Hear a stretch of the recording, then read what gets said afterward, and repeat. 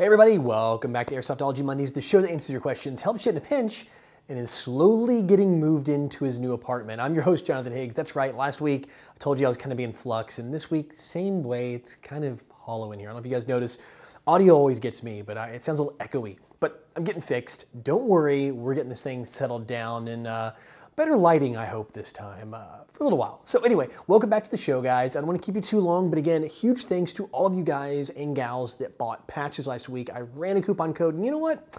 I'm going to run it for one more week because I was getting orders all the way up to the very end. So I'm going to extend that coupon code for you guys an entire extra week to go push it on out so you have any last minute holiday purchasing. Keep in mind though, shipping does come standard first class mail. So if you're trying to make an order before the holidays, trying to hit Christmas, which is on the 25th, today being the 5th, it's going to be for the US, you'll make it. You should make it if you order close to the early this week. I wouldn't go after like the 7th or 8th or 9th maybe, and we should get it there. Probably the 7th or 8th should be your cutoff. If you guys are international though, it's probably gonna be a tough one. I've seen international orders go as long as 3 weeks, so just heads up on that. So got a ton of cool new patches. If you guys haven't seen them, the PVCs, I've got the Call Your Hits restock, I got all that stuff back in, so good to go. But you know what? Hey, let's just jump into the questions. I've got a lot of good stuff this week, including one very controversial topic that doesn't fare too well for Airsoft. So let's dive on into what you're really here for, and that's your questions in the Palco mail call. Sheridan writes, what in the world is that lower mesh mask you've recommended like half a dozen times now? I'm trying to find the episode and couldn't. What is it called? You know what? I need to do something. Well, let me answer your question, then I'm going to ask you guys a question, everybody out there a question. So the answer to that question is called the bitter end lower mesh mask. It's made in the United States of America. It's with stamped steel, and the design and the profile is really good. I like the way it sits on my face. It does provide a little less protection right in here, but it's not that bad. It still covers all the important parts like your nose and your mouth, and it allows you to get that cheek weld. So by and far, I'll put a link down to bitter end face masks. They're not sponsored. They're not paying for this. This is just one of those products I really like in Airsoft. But that said, do you guys want me to do like my favorite products video? I get a lot of these questions like that. Last week I answered a question about the goggles I've answered probably about 4 or 5 different times. So you need to put together something that's kind of like, hey, my buyer's guide, or kind of like my wish list of my personal favorite items that I've purchased and tested out over the years and used personally. If you guys are interested in seeing something like that, let me know in the comment section below. I'll get something cranked out here very shortly so you guys can have like a little buyer's guide of all my cool stuff. So it's up to you guys. Let me know below. Metro 846 writes, hey Jonathan, what do you think about rubber knives in Airsoft? I think they're fun, but Airsoft, although it is a contact sport, and I know people will go, no, it's not, Jonathan, you can't touch anybody.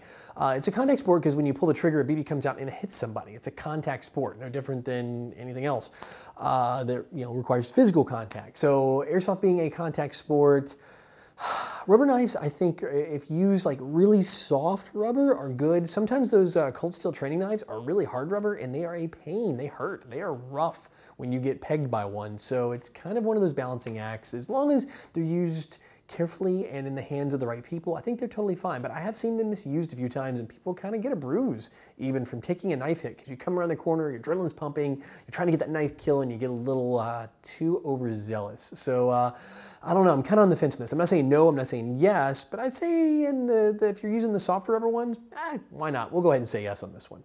LunchGuy325 writes, hey Jonathan, what happened to the Krytac suppressor that was supposed to be coming out? So yeah, the Krytac suppressor, I think it was under the Defiance line, was supposed to be due out not too long ago. Actually, they've been working on it for like a year now, but the challenge with that has been, and I think it's been that if you look at companies like Chris, or in this case Krytac, and you look at companies like Umarex, which is also Walther Firearms. Those are both real firearm companies. So as such, they are kind of held, and not kind of held, they're definitely held to the ATF regulations. So where other companies might be able to slip suppressors that may or may not get ATF approval under the radar and kind of get them out there and sell them to the general populace very easily, when you have companies like that that are regularly searched and inspected by the ATF as part of the regulations, regulatory requirements, it's going to be something they have to do perfectly to make the ATF happy. So I think that's why you're seeing a delay on that. In fact, who knows if they'll ever come out. That's why you haven't seen Elite Force / Umarex in the United States actually release any suppressors.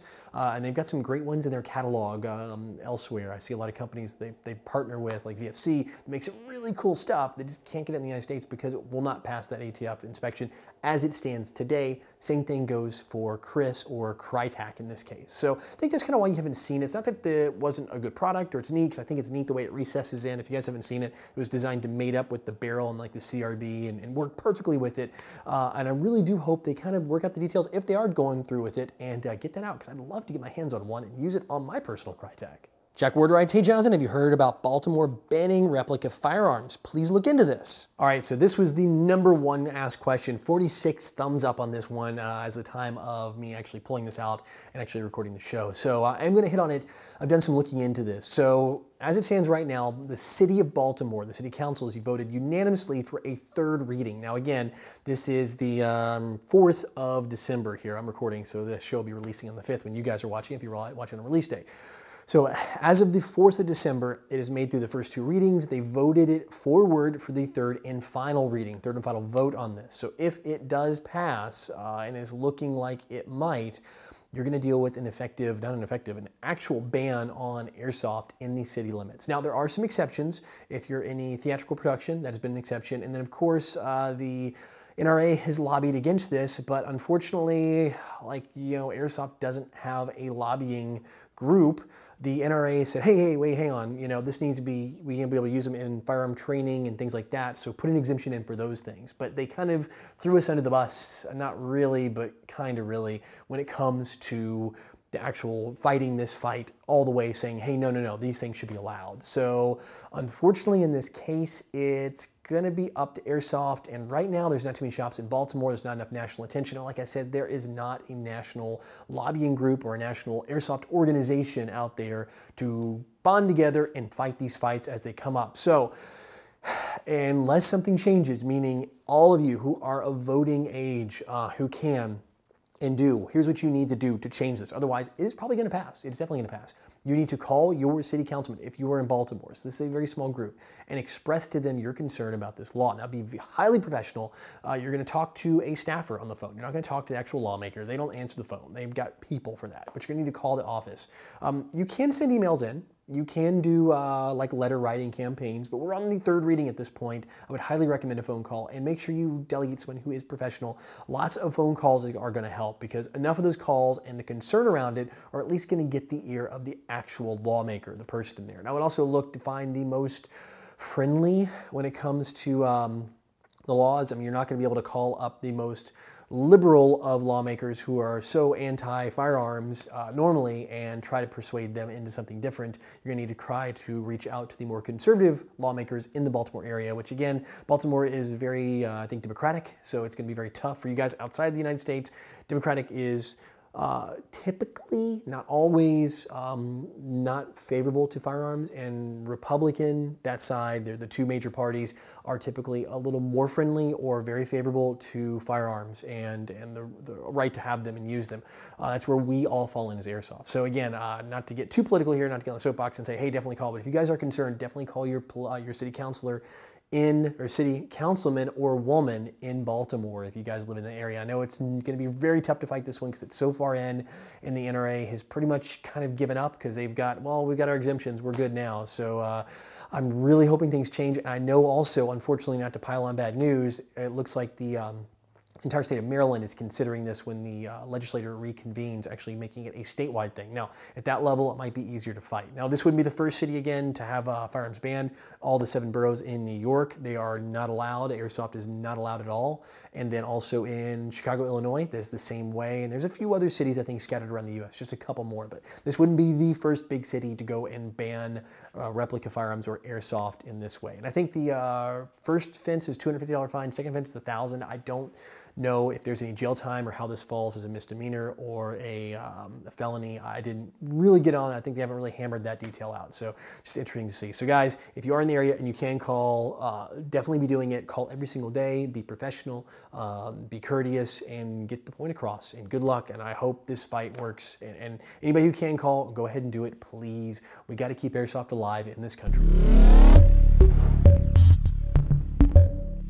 All right, guys, that's it for questions this week, which means it is time for the Code Red Headsets video recommendation of the week. And this one comes from a really big channel, and I hope you guys are subscribed to it. If not, definitely want to check it out. It's not Airsoft, but I've worked with these guys under the Node brand, which is a partnership of this one. It's Corridor Digital, which is now actually switched over to just a Corridor as their channel name on YouTube.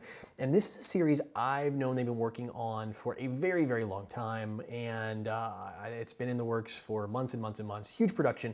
It's called Rush. It's a series inspired by Battlefield. And this is episode 1, the first one that's out. They're going to be releasing these out on and continually. I think they're already out on Go90, the actual Go90 thing. I can pick that up and you can watch them over there if you guys are interested. But if you guys want to watch the YouTube video, I will definitely, as always, have a link in the description below. But this follows a group of guys playing through with a battlefield thematic on it, and it is absolutely cool. What the guys at Corridor put out is just mind-boggling. They've got a huge team, they've got a great group of people over there, and they really are producing, I would say, some of the top YouTube content, especially when it comes to like action and fun and adventure and things like that. And then, of course, if you guys know their Node channel, which is a collaboration of them and Brandon and a few other people over there, and D, who's actually the showrunner for Node. I've actually had a chance to play some little fun Trouble in Terrorist Town with those guys. But if you guys haven't had the chance, definitely go check it out. It is the Rush game series, which is actually now a Rush video series, and it's put by Corridor Digital or Corridor now. And if you guys want to watch it, as always, I have a link in the description below so you can check it out. Well, guys, that is it for this week's Monday's episode and the Q&A show. And as always, thank you so much for asking some really awesome questions down there in the comment section and voting up your favorites. As always, I tell you guys this every single week. Remember to put your questions down there, and if you don't get them answered, please be persistent. I do pay attention. For example, that Baltimore one, wasn't able to answer it last week, but I did make it into this show. So I do pay attention to repeat questions, especially ones that are voted up, and I do read every single question that is asked up until that next week. So if you get your question in that first week, it's very important between when the show releases on Monday all the way up to that next Sunday. About noon is usually when I'm reading through those questions. I will definitely read your question. It will get burnt into this brain of mine. So if you make it in that time, you're gonna definitely get it read by me. So as always, guys, thank you so much for hanging out here, and until next time, go out, play some Airsoft, have some fun, but no matter what you do, call your freaking hits.